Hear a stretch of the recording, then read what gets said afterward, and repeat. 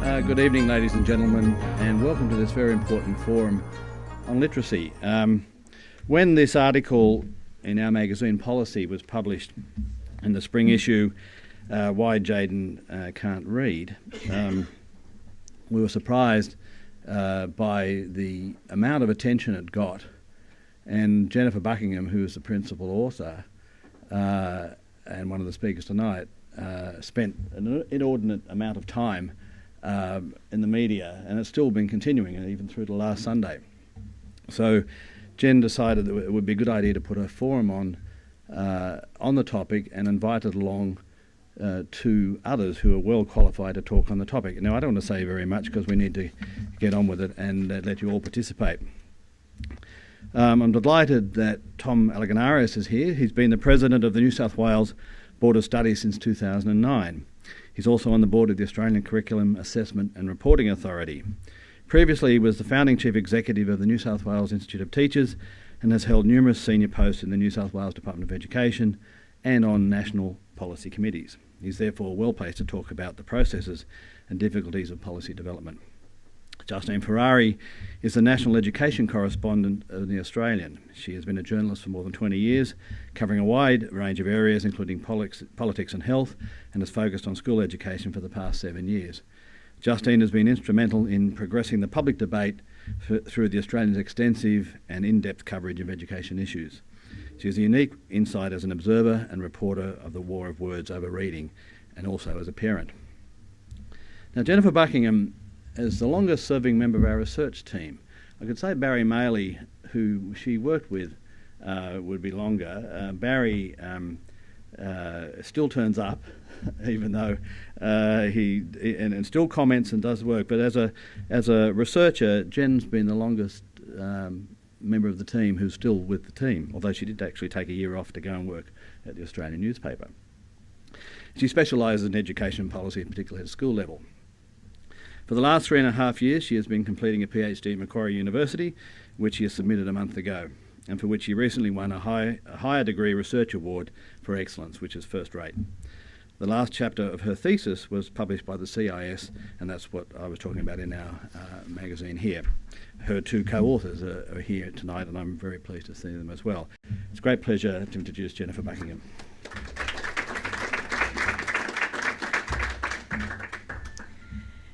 Thank you all very much for coming to St Leonard's on a Thursday evening. It's the occasion where my two worlds collide. There's a lot of people here from Macquarie and people here from CIS, so it's great to see you all here.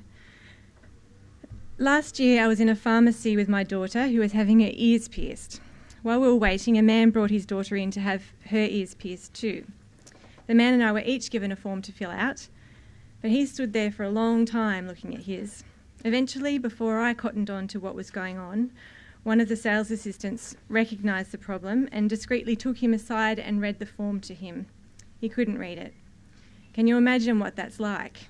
That distressing incident was just one occasion on one day for that man. Survey after survey has shown that a large number of Australian children and adults, hundreds of thousands in fact, are either illiterate or able to read at only the most rudimentary level, after as much as 9 or 10 years at school. Governments know that this problem exists. Billions of dollars of public money have been spent trying to improve literacy levels of school students over the last decade in Australia. I suspect that millions more have been spent privately by families on reading programs, tutoring and specialist services. It's difficult to calculate exact spending figures using data in the public domain, but the figures on this slide will give you some idea of the sums of money involved. Obviously, this data is not complete, so it's an underestimate of the real total. For New South Wales and for the national partnerships, the amount given there is for literacy and numeracy, but I think we can reasonably assume that at least half of the total, and likely more, is literacy spending. And of course, this is just the targeted literacy and numeracy spending. It doesn't even include the other many billions of dollars that go into schools for the provision of education that should include reading. So what did we get for all of this spending? This slide shows the proportions and estimated numbers of children who are in the lowest two bands of achievement in NAPLAN this year. We can assume that there are similar numbers of students in the intervening years. These proportions have changed only marginally since the NAPLAN tests began. The state basic skills tests, which took place in the decade before NAPLAN replaced them, also indicated that little progress had been made in improving literacy levels. Data from an international assessment is even more damning. It suggests that 1 in 4 Australian students in Year 4 are achieving at only the low international benchmark at best. Now, whether the proportion of the population this represents has shifted marginally up or down in the last few years doesn't change the fact that many thousands of children are not achieving a sufficient level of literacy to allow them to be successful in education. Whether Australia's ranking is 6th or 10th in the world makes no difference to the many people who can barely function in society, let alone enjoy the latest Man Booker Prize winner. Is this a crisis? That suggests something temporary and sudden. I think Boris Johnson was more accurate when he called it a slow-motion disaster. Why, after at least $100,000 worth of schooling and thousands of hours of instruction, do so many children fail to learn to read? A small number have cognitive or congenital disabilities that make learning very difficult. How do we explain the rest? There are only 2 plausible explanations. One is that there is something wrong with the children. They are too stupid, or too poor, or too naughty. The other explanation is that there is something wrong with the way they've been taught. It's much easier for us to accept the first explanation. It lets us all off the hook. Fortunately, however, it's wrong. Almost all children can learn to read, given the right sort of instruction. Also, fortunately, scientific research has shown what sort of instructional strategies will be the most effective for the greatest number of children. 60 years ago, Rudolf Flesch made the bestseller list with his book Why Johnny Can't Read. He explained in plain language why the current methods of teaching reading at that time were not working. Schools had adopted an approach to reading based on the educational theory that students learn naturally and construct their own knowledge from their experiences. Children would learn to read words if exposed to them often enough. In reading lessons, this took the form of basal readers that were constructed of a few words repeated many times. This is the method called look-say, or whole word. Children had to remember each and every word individually, a bit like a pictograph. Flesch explained that this method overloads the memory unnecessarily and does not give students the ability to use the alphabetic principles and rules of written language to work out new words.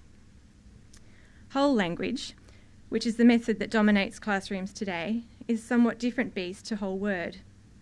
It abandons the restricted vocabulary of the basal readers and whole word teaching, instead theorising that if children are read to and shown high-quality literature, their word range will expand.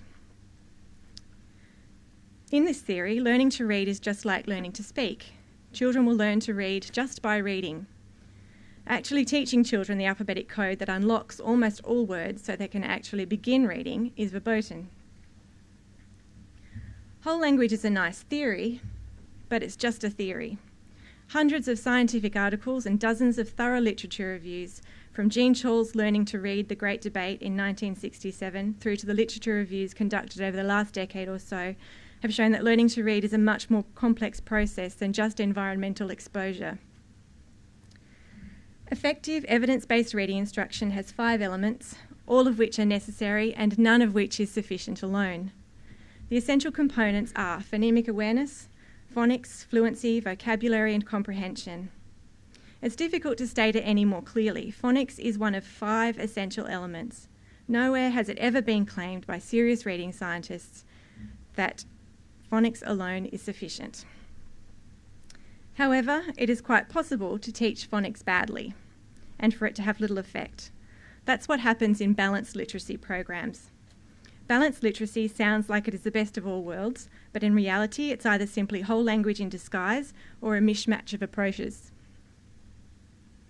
Phonics instructions helps beginning and struggling readers most when it's taught explicitly, that is, not incidentally in book reading, and in a particular sequence, and is purposefully integrated into text reading. I can guarantee you that almost every school in Australia will tell you that they teach phonics. But I can also guarantee you that a large proportion of them are not teaching it well. Some are doing too much, some are doing not enough. This is why phonics often becomes the bone of contention in the so-called reading wars. I'll skip through those because they'll take too long to read.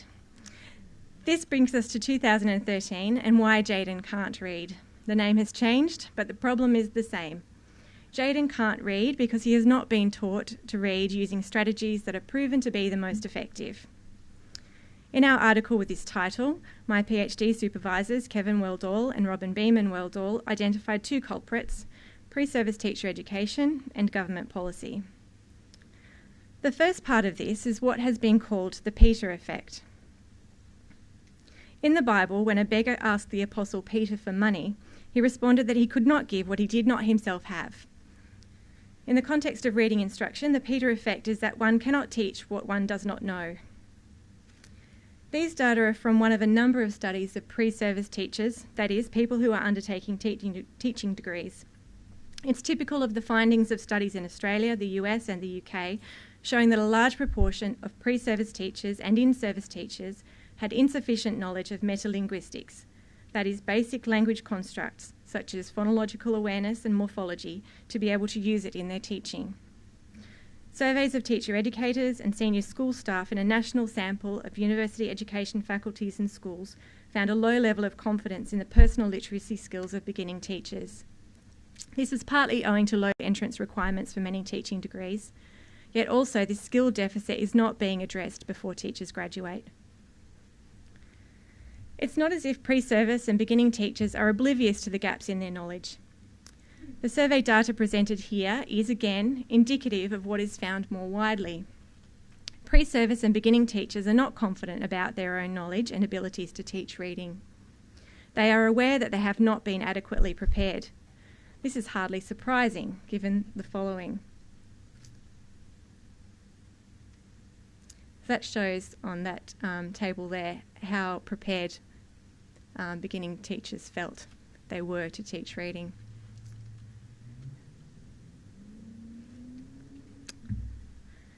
An audit for the National Inquiry into Teaching Literacy found that in almost all 34 four-year primary teaching courses, less than 10% of content in compulsory subjects was preparation to teach reading.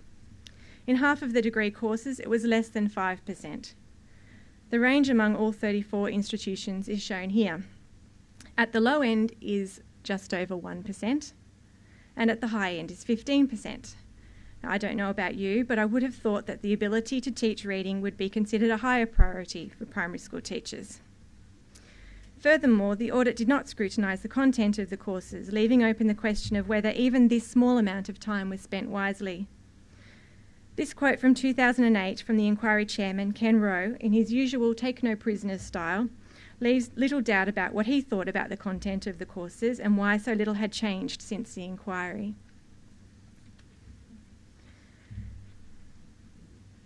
Education faculties tend to have a deep antipathy to scientific method, instead preferring to use case studies, and in one book I have seen, poetry, to analyse and evaluate educational issues. Tom and Justine, I think, will say more about this. Professor Keith Stanovich, a preeminent and influential reading scientist, has had a lot to say on this topic. He talks about the authority syndrome, which gets in the way of real progress.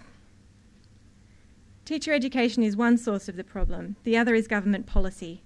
Policy development on reading and literacy in all governments is consistently undermined by the vagaries of the political cycle, a reliance on non-expert experts, and the misallocation of vital resources into ineffective programs, partly because of persistent failure to evaluate the programs properly. Australian governments are not unique in this regard. We're in good company. For example, some aspects of the reforms to New York City's education system under Mayor Michael Bloomberg and Schools Chief Joel Klein are well known, particularly school report cards and the expansion of charter schools. These reforms have been divisive, and the lack of improvement in New York schools is sometimes held up as evidence of the failure of these reforms. What many people do not know is that reading instruction was also reformed in New York City under Klein and Bloomberg. They claimed that only programs proven to work would be used in New York's public schools, and that reading instruction would have a daily focus on phonics. To that end, a program called Month by Month Phonics was approved for use in schools, Yet, as is so often the case, this was a balanced literacy program which had hijacked the language of effective evidence-based reading instruction. This subterfuge is happening in Australian schools too. Untested programs are being implemented in schools, often with children most at risk of reading failure. The result is the large numbers of children who require remedial reading instruction, with only a small number who actually receive it. Often the intervention itself doesn't meet the criteria of effective evidence-based instruction. Everyone thinks they're an expert on reading. They're not. Initial and remedial reading instruction, in particular, are highly specific and scientific. Using proven, effective teaching methods is the only way to relieve children of the burden of illiteracy, and it's one of the only things many schools are not doing.